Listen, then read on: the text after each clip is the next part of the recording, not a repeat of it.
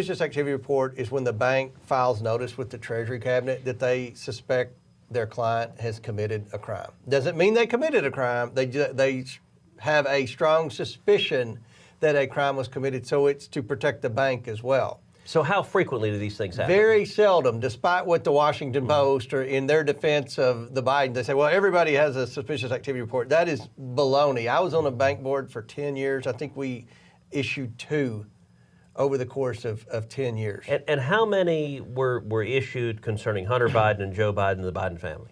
Over 170. They were direct. Wait, you were at a bank and they issued 2 in 10 how many years? If you had 2 SARs, they're called SARs in the banking industry. If you had 2 SARs against you, it would be hard for you to open an account somewhere. There wouldn't be any bank that would want to have you as a customer because it's not worth the paperwork. Remember, when the bank files one of these, you can understand this, appreciate this, Senator.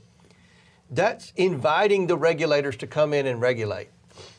Okay, that's the last thing the banks want. 170 get filed. That means that somebody's getting a deposit in their account. It's a big amount. It's from somewhere suspicious. I mean, what triggers it? Why? You're a banker. What is it that makes you say we got to file a SAR? A large transaction that comes out of the blue. So and what's large? What is there a threshold? You had I'll use the Robinson Walker account because we subpoenaed. That was the first bank account we subpoenaed. Now, who's Robinson Walker? Rob Walker was one of the associates that they used to funnel money from China and Romania and then down and launder it down to the Biden. So he's a guy that's doing business with Hunter and Joe Biden. Yeah. Okay. We don't know what that business is, but they got a $3 million wire from China. So one wire, $3 million. $3 million. Now remember, this account never had much activity in it over the course of 10 years, maintained around a $40,000 or $50,000 balance. Then one day, out of the blue, they get a $3 million wire from China. And so their bank says this is weird. Yes. And it's coming from China. Like on the face of it, it's a wire. It's coming from China. Yeah, and he'd never gotten a foreign wire before. And there's $3 million in an account that's never had more than $50,000. Some months, it had $10,000 balance, but never more than $50,000. Then all of a sudden, a $3 million wire. And then what happens to that $3 million when it lands? 24 hours later, because that's the minimum amount of time you can. You have to have a deposit in the bank for at least. Like the wire needs to clear. Yeah, it needs to clear. Yeah. 24 hours and 2 minutes later. It's just after 24 hours. Just after 24 hours. The next day, they start wiring incremental payments to different Biden shell companies. So how many Biden shell companies and you know what that's called? When you set up a bunch of shell companies for the sole purpose to launder money, that's called racketeering. Yeah. They take a third. Somebody else got a third. Then the Bidens got 1.3 million of the 3 million. And 1.3 to different Biden family members. Yes. Okay.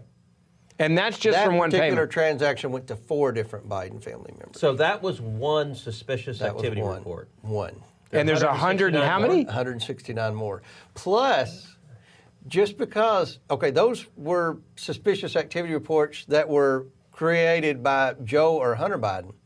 Then they were the subject of another 100 suspicious activity reports. So that's 270 if you're counting individually. At least. So if you're the Treasury Department, because Treasury is getting these SARs. Yes.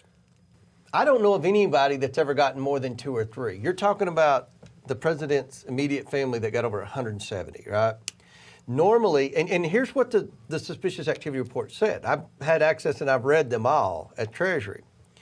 They said they suspected they were money laundering.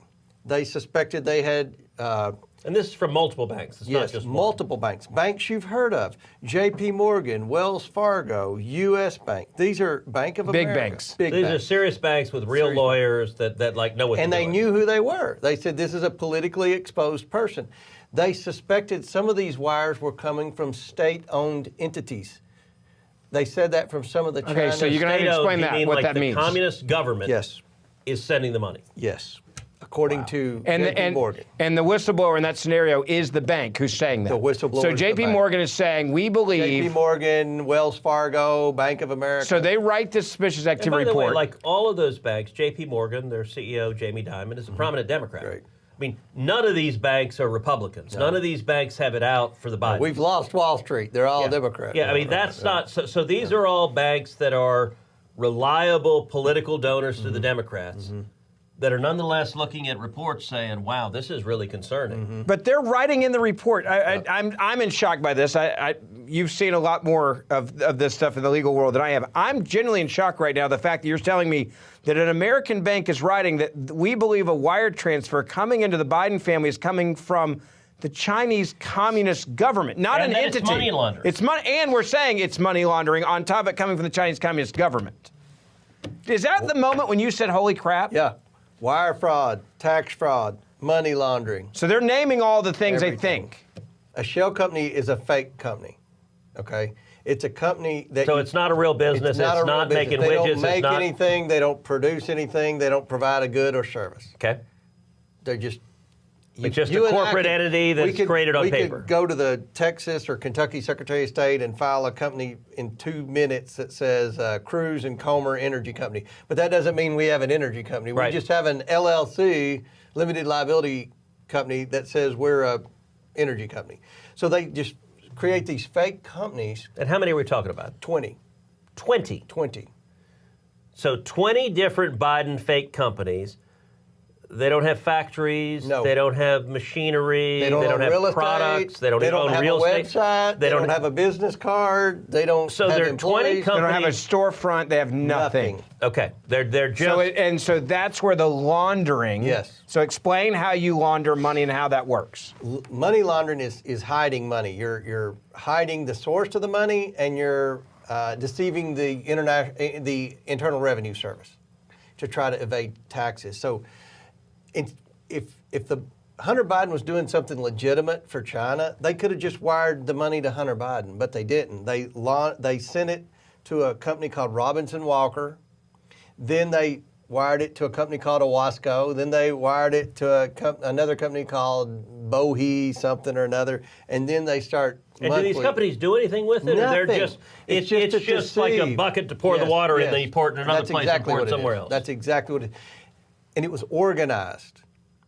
This is like organized crime. A suspicious activity report is when the bank files notice with the Treasury Cabinet that they suspect their client has committed a crime. Doesn't mean they committed a crime. They have a strong suspicion that a crime was committed, so it's to protect the bank as well. So how frequently do these things happen? Very seldom, despite what the Washington